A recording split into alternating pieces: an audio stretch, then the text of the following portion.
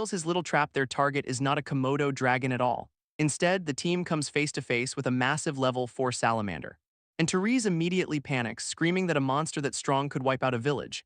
This beast quickly corners them, cutting off any chance of escape, which sends Sven into a state of shock, completely paralyzed by fear. He has already given up, convinced there is absolutely no way they can win this fight. These girls are not doing much better, huddling together in pure terror, right as the salamander starts charging up a massive fireball attack and unleashes a huge wave of fire directly at the helpless trainees.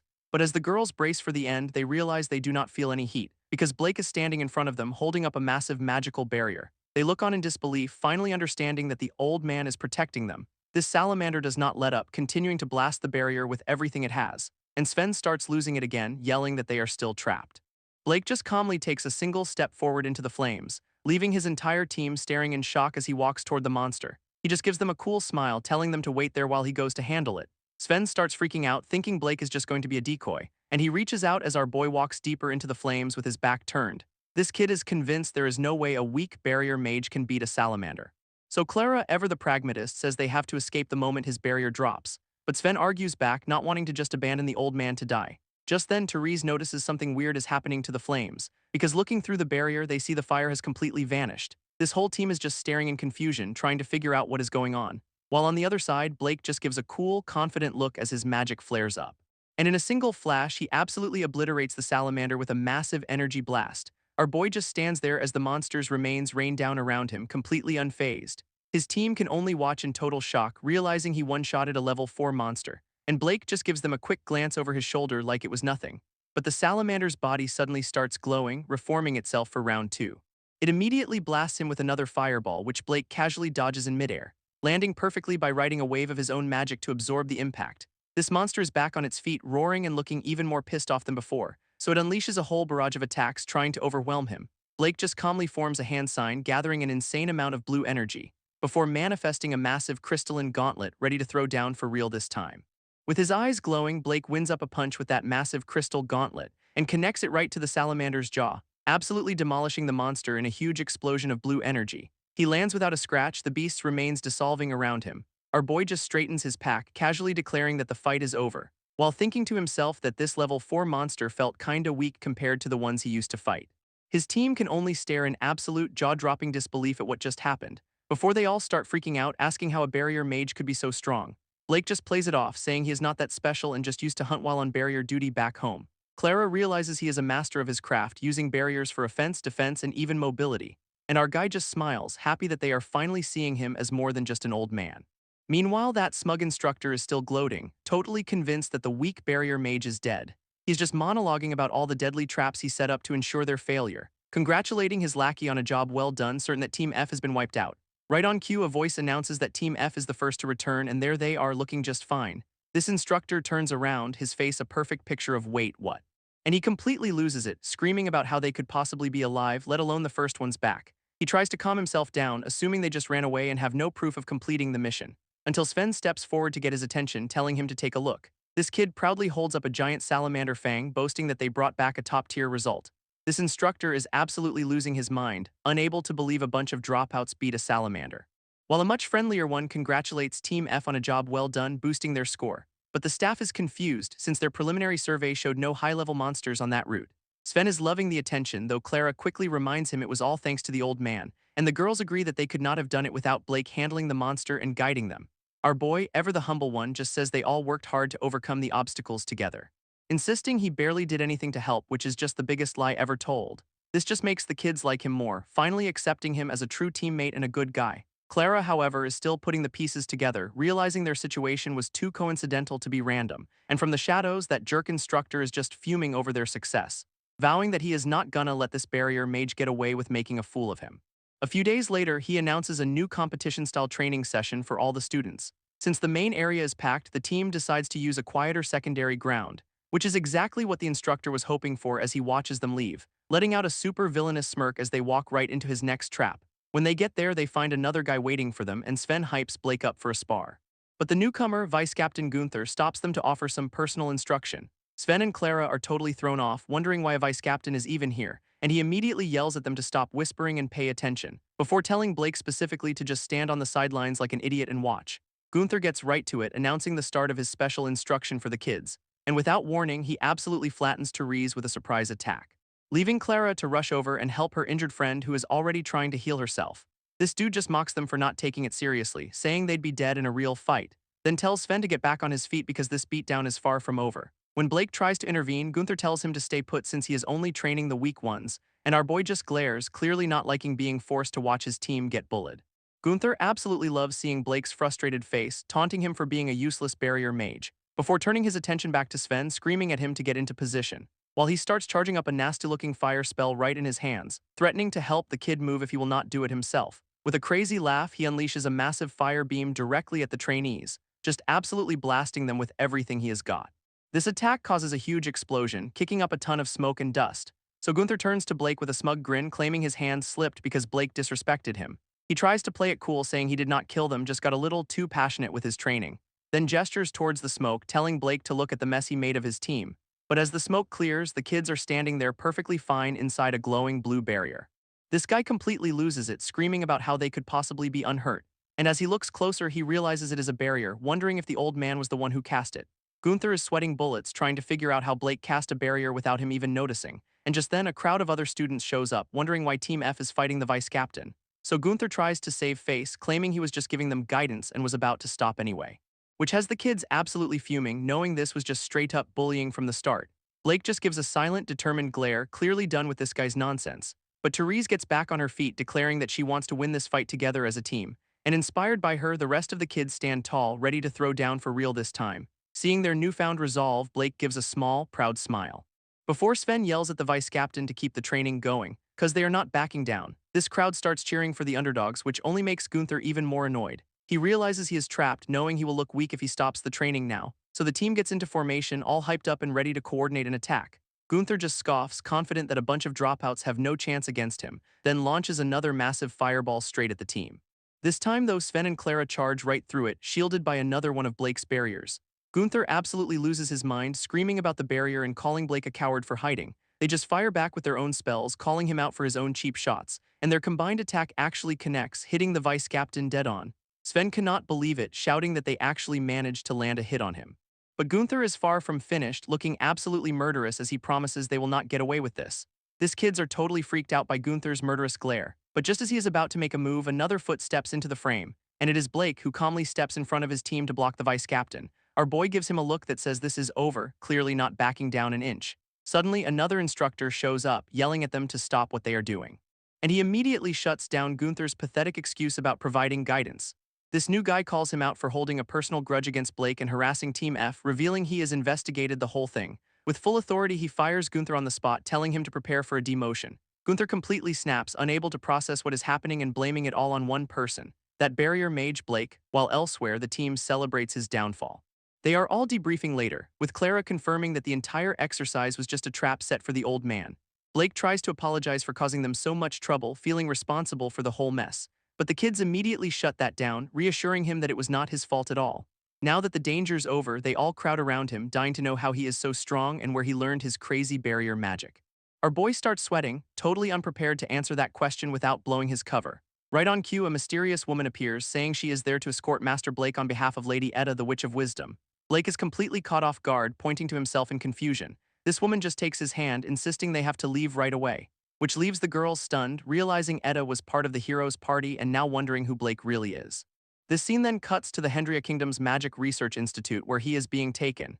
Inside the institute, he is greeted by a girl in a witch hat who seems to know him. This is Etta, the Witch of Wisdom and director of the whole place, who is apparently only 13. Blake just casually pats her on the head, happy to see his old friend again, which makes her assistant immediately freak out, scolding him for being so disrespectful. Our boy just looks confused, asking if he did something wrong, totally missing the point. But Etta herself does not mind, quickly cutting to the chase and getting down to business. She explains that she needs his help with a very specific task, capturing monsters alive. Apparently it is super difficult since they just go berserk and physical cages do not work well. If they could study live specimens, they could analyze their ecology and find a way to counter the miasma. Blake realizes this is a huge deal since only heroes can currently handle the miasma in the demon realm. So Etta gets right to it, asking if he can use his barriers to capture monsters level 5 or higher. Her researchers are completely stunned, thinking there is no way a simple barrier mage could do that. But Blake, without even hesitating, just calmly says he thinks he can handle it. This just makes the assistant even more shocked, demanding to know what he just said. And he just repeats himself, confirming that yeah, capturing a level 5 monster is totally doable. Eda just gives this little smirk, clearly knowing exactly what he was capable of all along. He is just thinking back to the salamander, figuring if that was a level 4, a level 5 should be no problem. This assistant absolutely loses it, accusing him of lying just to look good in front of Eda. She keeps screaming that he is lying, while Blake just calmly tries to reassure her it'll be fine. Until Eda puts her foot down, declaring the matter settled and shutting down any more arguments. Eda's assistant is still bowing and apologizing for her outburst, while Blake smooths things over, saying he will make sure this mission counts as official training for him. This just makes the assistant more suspicious, wondering if he is blackmailing the Witch of Wisdom. She gets this super serious look, vowing to protect Eda from this mysterious old man. And our boy, meanwhile, is just getting a really bad vibe from her, feeling super worried. But Eda ignores all the drama, announcing they are heading to the abandoned Berburn mine to hunt monsters. With a determined look, she rallies the troops and tells everyone it is time to move out. So the entire expedition rides out of the city on these cool-looking dinosaur mounts. Blake and Eda chat while they ride, with him mentioning he already ran into their old party member Alice. Eda just laughs, saying that sounds exactly like something Alice would do. Her assistant watches from behind, still totally confused why a mere barrier mage is so close to her boss. Eda then starts reminiscing, telling Blake that he saved her life back in the Forest of Death. We get a flashback to Blake explaining he was hunting near the demon realm when he found Alice under attack. This scene shows him finding a much younger, injured Alice alone in the dark woods. She was barely conscious, begging him to go save her comrades who were still in danger. So he picked her up and started searching the area for the rest of her party, eventually finding a young Eda completely surrounded by a pack of nasty-looking monsters. Eda finishes the story, saying she was lost and would have died if he had not shown up to save her. Blake, ever the humble one, just brushes it off, which makes Eda smile and say he has not changed a bit. As they ride on, a bunch of local kids start running alongside them, cheering for the heroes. Blake admits he's been alone since he was a kid, so he is a little jealous of them having fun together, and when he asks if Eda ever played like that, she just scoffs about being a genius with no time for games. She gives this super smug look, clearly proud of her too cool for school past, while the local kids continue to run alongside them, cheering for the heroes on their quest. They finally arrive at the Berburn mine, which is absolutely choked with a nasty-looking purple miasma. Eda immediately turns to Blake, asking if he can create a moving barrier to get them all through safely. While her assistant immediately calls it impossible, our boy just casually says, "Yeah, I can do that." Without missing a beat, he starts casting his spell, a bright blue aura flaring up around him. He then just walks straight into the thick miasma, disappearing from sight for a moment, which has the assistant totally freaking out, calling him a suicidal show-off. But Blake just pops back into view, totally fine in his bubble, asking if they are coming or not. Eda just smirks, telling everyone to follow him since his barrier is clearly working just fine. Her researchers are just standing there with their jaws on the floor, completely stunned by what they are seeing. Now inside the mine, the whole team is walking safely within his moving barrier, still in disbelief. This assistant tries to save face, acting like it is no big deal, but she is obviously shaken.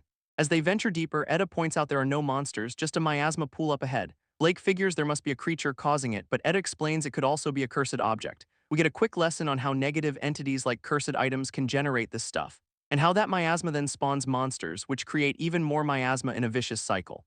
This ultimate result of this process, they explain, was the birth of the Demon King himself. Eda explains that taking out a source monster also wipes out its spawns, just like what happened with the Demon King. But she points out that not all monsters vanished, which is why this research is so important. If they can figure out the mechanics of miasma, they can finally create a permanent countermeasure. As she is talking, though, she completely trips over a loose rock in the dark mine. And Blake instantly catches her before she can even hit the ground. He asks if she is all right, while she looks a little flustered by the sudden save. Our boy then offers to carry her on his back since the terrain is so dangerous, which has her assistant absolutely losing her mind, yelling at him for treating a genius like a child. Eda just brushes them both off, insisting she is fine and telling everyone to keep moving. They finally reach a chamber where the miasma is incredibly thick, confirming the source is inside. Suddenly, a massive hoof slams down right in front of them with a huge impact, revealing a totally jacked minotaur roaring with pure rage. This researchers immediately start freaking out, identifying it as a level 5 monster. Blake just tells the overprotective assistant to stand back, declaring that they are going to capture it. But the minotaur is already on the attack, hurling huge rocks at the terrified mages. It lets out another massive battle cry, its raw power radiating through the entire cave, leaving the assistant totally overwhelmed and just annoyed by the whole situation. Eda quickly realizes their normal magic will not be enough, saying they need Blake to step in. Her assistant turns to her in a panic, desperately asking if the Witch of Wisdom can handle it. But Eda is just frozen, looking completely out of her depth against this monster. This researchers immediately rally behind Eda, insisting the Witch of Wisdom can handle this, and with her team's full support, she steels herself to face the monster. This minotaur is an absolute unit, towering over her like she is nothing, which has Blake watching from the sidelines looking seriously concerned for his friend. Eda grips her staff, trying to muster up the courage to cast a spell. But the beast just lets out a deafening roar, ready to turn her into a pancake. She leaps back, trying to create some distance for an attack, which is when Blake's eyes narrow, deciding he has seen enough of this. Just as the Minotaur raises its weapon for the final blow, a massive crystalline barrier materializes out of nowhere, blocking the attack cold. All the researchers are just staring in total shock, wondering what that thing is. Because the entire level 5 monster is now trapped inside a giant, glowing magic box. Of course, our boy Blake is the one standing there, having casually saved the day again. This overprotective assistant immediately tries to stop him, yelling at him for interfering, but Eda herself screams at her to knock it off. She reminds her that capturing the monster was Blake's job from the start, though the assistant is still skeptical. Eda just tells her to open her eyes and actually watch what is happening, as Blake's barrier not only contains the beast but also purifies the miasma, weakening it from the inside. Her assistant is completely floored, admitting she had no idea barriers could even do that. Even Eda is stunned, realizing a level 5 monster was just neutralized by a power far beyond her own. But Eda just brushes off the praise, looking a little flustered by the whole thing, and quickly tells her team they have captured the monster, so it is time to head back immediately. She thanks Blake for saving them, asking him to keep the monster contained on the way home. Without another word, she just turns and marches out of the cave, leaving Blake to wonder if she is still shaken up from the near-death experience. Once they are back at the Institute, the assistant congratulates everyone on a successful mission. This Minotaur is now standing in the middle of their main hall, still trapped in Blake's glowing barrier. Even the assistant has to admit his barriers are incredibly convenient for moving such a huge creature. She asks how long he can maintain it, and he casually says it is semi-permanent as long as he is nearby. However, he explains that if he leaves, the magic supply gets cut and the barrier will eventually fail. So the assistant immediately suggests they just recapture it with Eda's magic, trying to one-up him again. Blake just smiles and pulls out a pre-made magic circle on a scroll, saying this should solve the problem. He places it on the floor, explaining it is a device he created to automatically maintain barriers for long periods. This assistant suddenly recalls seeing a similar, massive circle near the demon realm, wondering who the genius creator was. When Blake just chuckles, she puts it all together and asks in disbelief if he was the one who made it. He confirms it, saying he whipped it up about 30 years ago when he was just 9 years old. Back then, the demon realm's miasma was spreading, and all the barrier mages were gathered to stop it. Since they were stuck holding the line 24/7, he invented a magic circle that could store and supply magic for them. This grand plan was to build a huge one to seal the whole demon realm, but eventually he was the only mage left. He just laughs, saying it took a ton of magic power, and that is probably why he was always so tired as a kid. Blake just smiles at the stunned researchers, asking if something's wrong, which has the assistant demanding to know why he is not bragging about his world-changing invention. He just brushes it off and gets back to business, placing the magic circle on the floor. Then starts pouring his mana into it to activate the semi-permanent barrier. This magic flows from the scroll, solidifying the containment field around the Minotaur, and he casually mentions this should hold it for at least a few hours. Our boy then offers to stick around during their research just in case, which Eda appreciates. With the monster secured, she rallies her team to finally begin analyzing the miasma. So the researchers get to work while Blake just chills in a chair, keeping an eye on things. Eda is completely absorbed in her work, studying a sample of the miasma she collected. Hours pass as she pores over books, trying to crack the secrets of the miasma. Eventually, the assistant and the other researchers pack up and head home for the night, leaving Blake to realize that Eda is the only one still working in the lab. She tells him she has prepared a room for him and he only needs to be on call for magic top-ups. But when he asks about her, she says she has to keep pushing to protect people from monsters. Hearing her dedication, Blake decides on the spot that he is staying too. Eda asks if he is just being considerate, telling him it is not necessary, but he smoothly lies that he is just worried the barrier might fail since it is a new setup. She just turns her back, telling him to do whatever he wants. And he smiles, confirming that he absolutely will. A week passes and the Minotaur is still just chilling in its magic prison at the Institute, while Blake watches as another researcher clocks out for the day. And soon enough, the entire team has bylaid, leaving Eda buried in a mountain of books. He catches the lead assistant on her way out, asking for a quick word, and questions why everyone just ditches Eda to work all night by herself.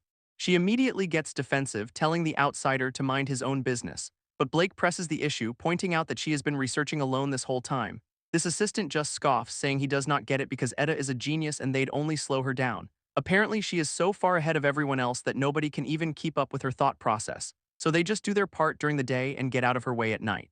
She even tells Blake he should just go home too since he is not needed, then just walks off, leaving him alone in the hallway. Our boy just lets out a tired sigh, clearly not a fan of that logic. He decides to check in on Eda, peeking into the research room, and finds her completely passed out at her desk from exhaustion. She is surrounded by papers and books, having worked herself to sleep, so Blake gently drapes his cloak over her to keep her warm. A few days later, it is lunchtime and the researchers are all taking a break. While everyone else is hyped for steak, Etta is still at her desk, just grabbing a piece of bread. Blake suggests she take a real break, but she just apologizes for keeping him there, though he insists he is staying by choice. She finally agrees to take a break after he insists, looking completely worn out. But while the rest of the researchers are enjoying a full meal in the dining hall, they are just sitting around praising Etta's incredible dedication for working alone. They have convinced themselves they'd just get in her way since her genius is so far beyond them. Her lead assistant is the worst, basically saying they should just let Etta solve everything for them. That is when Blake walks up to their table and completely shuts down their conversation, which has them all demanding to know what he means by that. He calls them out for just praising her as a genius and dumping all the work on a 13-year-old kid. Of course, the assistant immediately loses it, yelling at him for treating the greatest magician in history like a child. This others chime in, insisting she is a mature adult on the inside, and Blake just does not get it. But our boy calmly explains that being talented does not automatically make you an adult emotionally. He